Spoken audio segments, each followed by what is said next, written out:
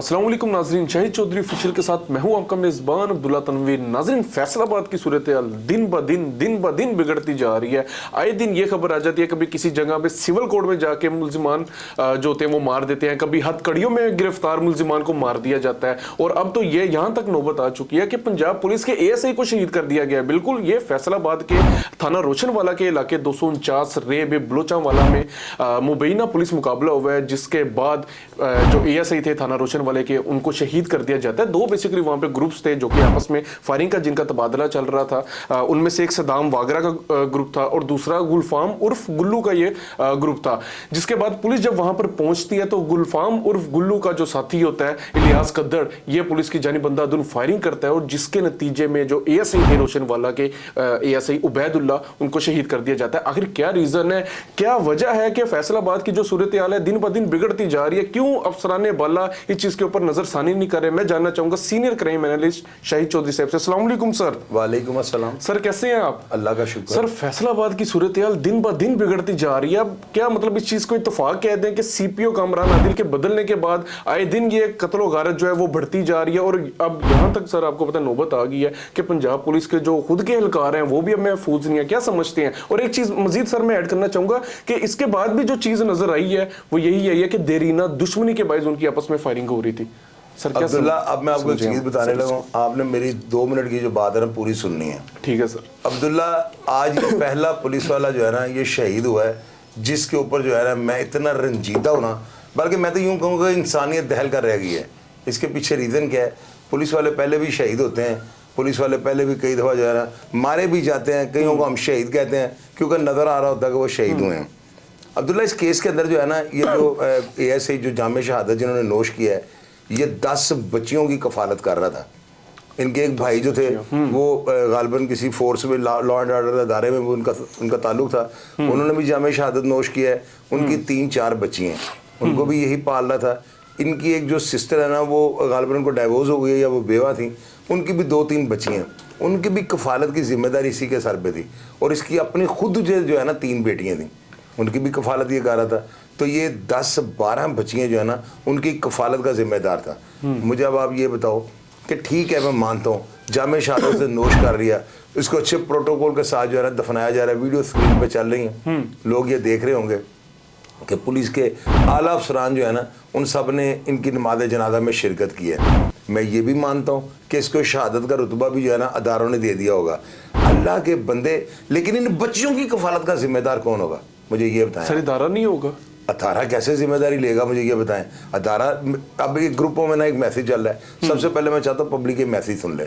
इस मैसेज में ये देखें कि किस तरह से जो है ना उनके जो ग्रुप के जो दोस्त हैं या जो भी हैं वो किस तरह से अपील कर रहे हैं। गौर से सुनेंगे। मैं अस्सलाम वालेकुम जी यार, सब दोस्त ते जेड़े इस ग्रुप दे एडमिन साहब ने वो भी कोशिश करन कि अवैध वास्ते जिन्नी भी यार माली मदद हो सके। ओदियां 3 बेटियां ने, जबकि 3 ओहदे भाई दियां बेटियां ने। ओहदा भाई उस तो छोटा सी, वो एयरफोर्स सी, वो इस तो पहले शहीद हो गए सी। 4 ओहदी सिस्टर दियां बेटियां ने, वो भी एहदे कोल ही ने।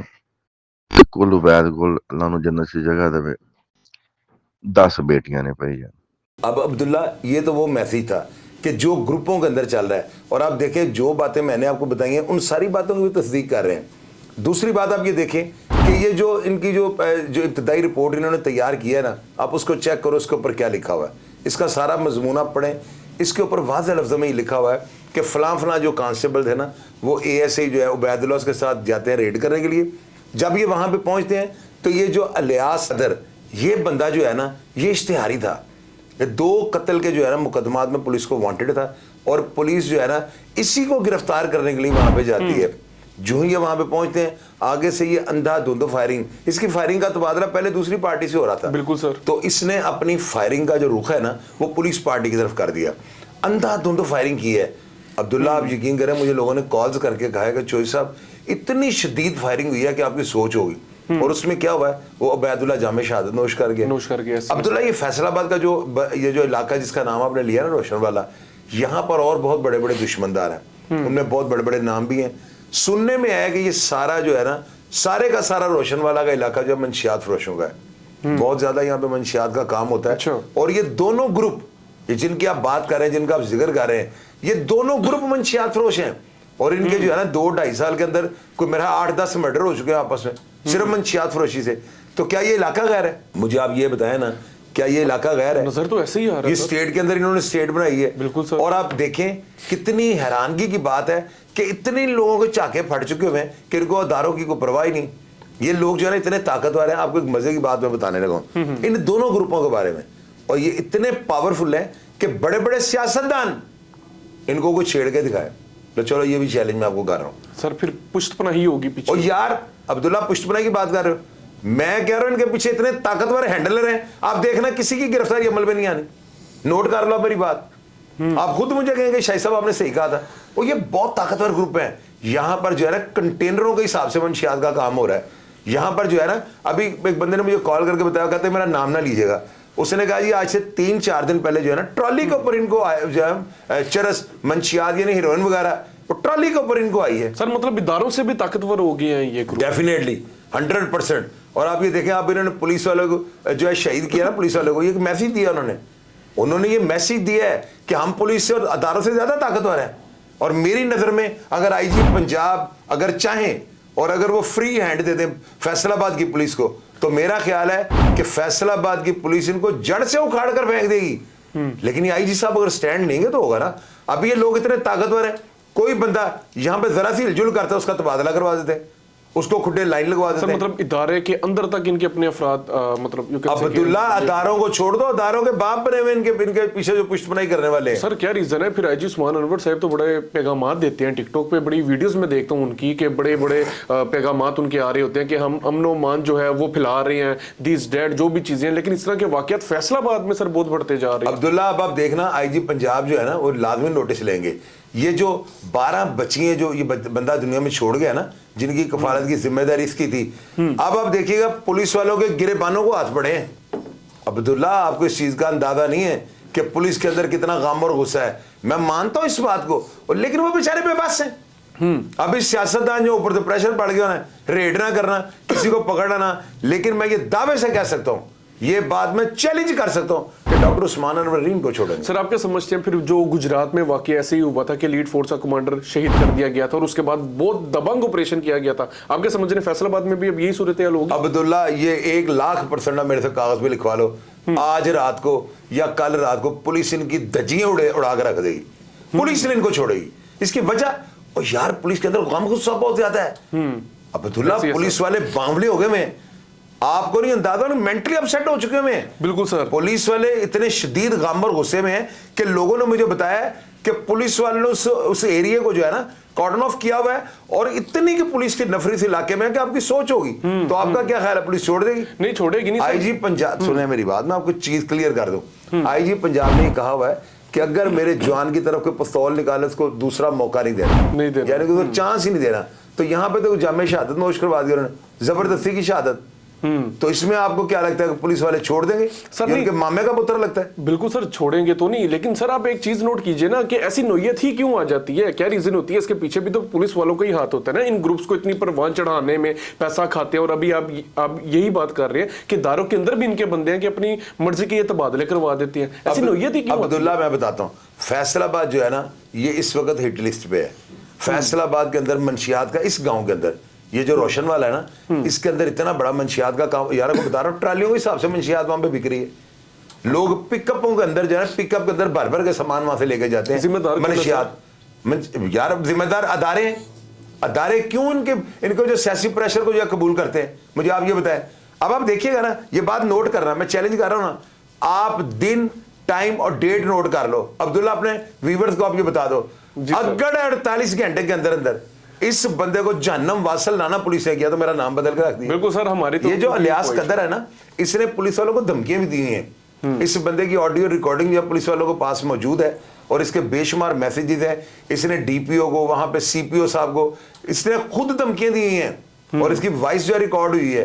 इसको पुलिस वाले उधेड़ देंगे। अब बेशक इसके पीछे देखो, बात सुनो, एक तरफ मैंने आपको सियासतदान है, मैं कहता हूं अब इसके पीछे शैतान भी अगर इसकी पुष्टपराई कर लेगा ना, पुलिस ने इसको छोड़ेगी। सर अब नहीं छोड़ेगी ना। अभी आप कह रहे थे सियासी प्रेशर, मुझे लग रहा है कोई थोड़ा ये प्रेशर भी चलता है जिसकी वजह से ये अब्दुल्ला वो एक हद तक चलता है, वो चलता है और वो क़यामत तक चलता रहना है। अब इस FIR के अंदर जो है ना, इसके 3-4 भाई जो है ना वो नामजद हैं, 6-7 नामालूम अफराद हैं।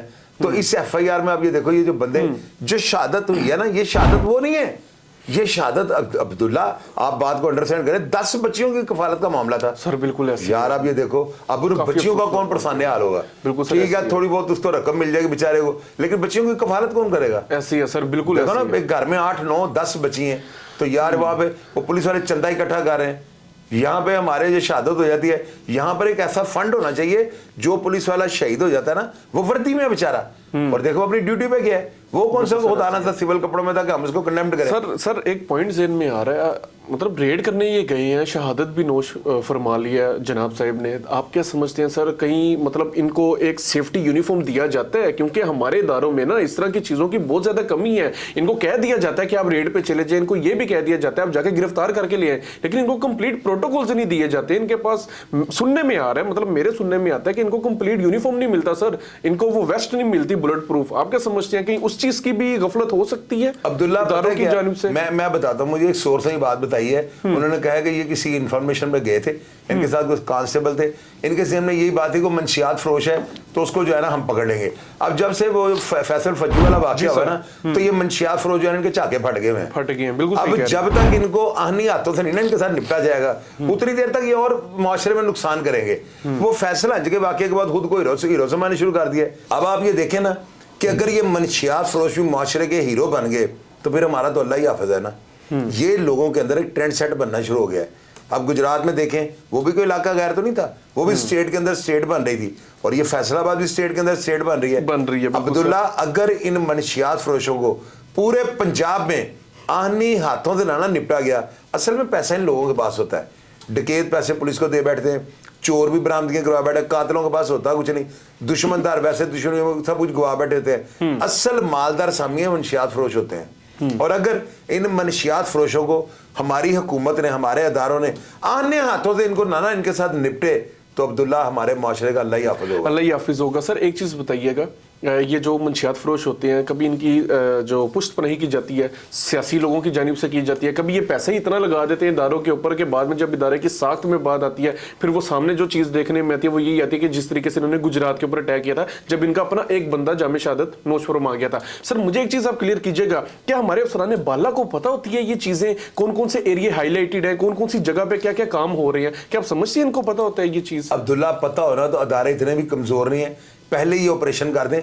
ये बातें तब मंजरे आम पे आती है जब इस तरह का इंसिडेंट हो जाए। जी सर। सर क्यों ऐसा क्यों है? बस ऐसा है ना अब्दुल्ला, देखिए एक बंदा काम कर रहा है, अदारे जो है ना वो कभी भी इस बात को नहीं मानते कि इतना बड़ा काम हो रहा है, लेकिन जितना बड़ा उसने वाकया कर दिया है, अब ASI को जामे शहादत नोश करवाना खालाजान का वाड़ा है। ऐसे ही है सर। पुलिस के ऊपर गोली चला रहा है, वो कितना को ताकतवर बन चुका होगा। पहले जो है ना ये लोग छुप ढके छुपे तरीकों से काम करते हैं, जो ही ये लोग ओपन होते हैं, इनकी फरमाइशें सियासतदानों के पीछे जो होते हैं, डिमांडें बढ़ जाती हैं, उनके खराजात बढ़ जाते हैं, ये पीछे पूरी टीम को चला रहे होते हैं। ये इतने को ताकतवर हो चुके। अब्दुल्ला ये देखो, ये तीसरा इंसिडेंट हुआ है मंशियात फरोश के हाथों जाए पुलिस, वो हांज वाला कितना बड़ा वाकया था, वो कितनी तबाही इसने फैलाई है, पूरी दुनिया में पाकिस्तान की जागत सहाई कराई है। अब ये वाकया इसने भी लाकर रख दिया।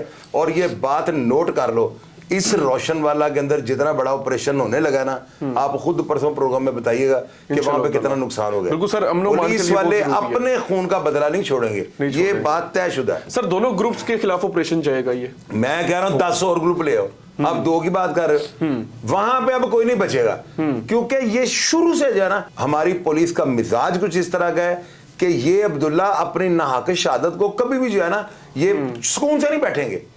ये देख लीजिएगा आप, आज रात या कल रात तक ये रोशन वाला को जो है रोशन कर देंगे इंशाल्लाह। अब नोट कर लीजिएगा भाई बात। बिल्कुल बिल्कुल नाज़रीन, इंशाल्लाह ताला ऐसा होना भी चाहिए। आप एक चीज नोट कीजिए कि जब भी इदारों के सर से जब पानी गुजरता है तो फिर इदारे एक बार दिखाते हैं कि हमारी क्या पावर है, हम क्या क्या काम कर सकते हैं, और ये होना भी चाहिए। बहरहाल जो वो ASI की शहादत आई है, नाज़रीन यकीन कीजिएगा, मैं भी शाहिद चौधरी साहब की ये बात से भी इतफाक करूंगा, और मैं खुद बहुत ज्यादा अफसरदा हो गया था, बल्कि मेरी भी तबीयत खराब थी, और यकीन कीजिएगा सर की भी तबीयत बहुत खराब थी, लेकिन मेरा था कि ये आज का प्रोग्राम होना बहुत ज्यादा जरूरी था। फैसलाबाद की जो सूरत हाल थी, आप देख रहे हैं कि दिन ब दिन खराब होती जा रही है। तो इन शॉर्ट नाजरीन, जो इदारे उनको चाहिए कि इसके खिलाफ कार्रवाई लाजमी की जाए, और ये जो ASI थे, खुदा इनका जो अल्लाह खान है उनको सब्र जमील अता फरमाए, और खुदा करे कि कोई इदारे इस तरह का लाए अमल ले आए कि इस तरह के जो लोग होते हैं जो जामे शहादत नोश कर लेते हैं, तो उसके बाद जो उनके घर बार होते हैं या जिनकी वो परवरिश कर रहे होते हैं, उनकी परवरिश में भी इदारे अपना हाथ बांट सकें। बहरहाल नाजरीन, इसके हवाले से जो भी नई अपडेट आएगी इंशाअल्लाह ताला हम आपके सामने ला के लाजमी रखेंगे, और इदारों से मेरी गुजारिश है कि ऐसे अफराद को जड़ से उखाड़ फेंके। नाजरीन, प्रोग्राम का फीडबैक जरूर दीजिएगा।